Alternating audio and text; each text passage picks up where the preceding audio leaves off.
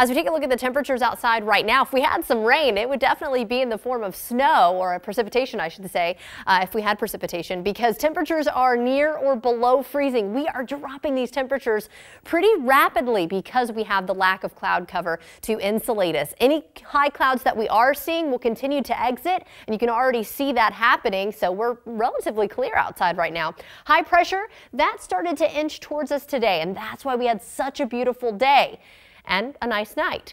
But with this clockwise flow, it is going to recede a little bit, and as it flows, it will be bringing in this shortwave trough and just kind of funneling it into our area, and that is going to be the system that comes tomorrow, bringing the threat for more rain and snow, but not until tomorrow. So tonight we're looking clear.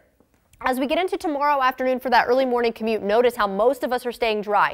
The threat tomorrow morning is going to be the potential for some patchy black ice. Any water that did not evaporate or dry out today with the sun could definitely, or probably already has, frozen. So definitely keep that in mind, mainly on the secondary roads, because I think the other roads have had a lot of activity, so they're probably warmed up, right? But as we go into the afternoon, look how the majority of western Washington starts to get in on that rain. And of course, with the temperatures as low as they are, the snow level as low as it's going to be, we do have that rain-snow mix potential. But as we get into later on in the afternoon, evening, we get that westerly flow. That will actually start to warm things up slightly since we're getting that wind off the water, and then it'll turn more into just a rain as we get into the second half of your day. So our accumulation's looking pretty, well, not that exciting. We're looking anywhere from a trace to maybe 1 inch around the sound, up to 4 inches along the Cascade foothills. There could be some isolated spots of 2 inches here and there, but for the most part, not looking too impressive.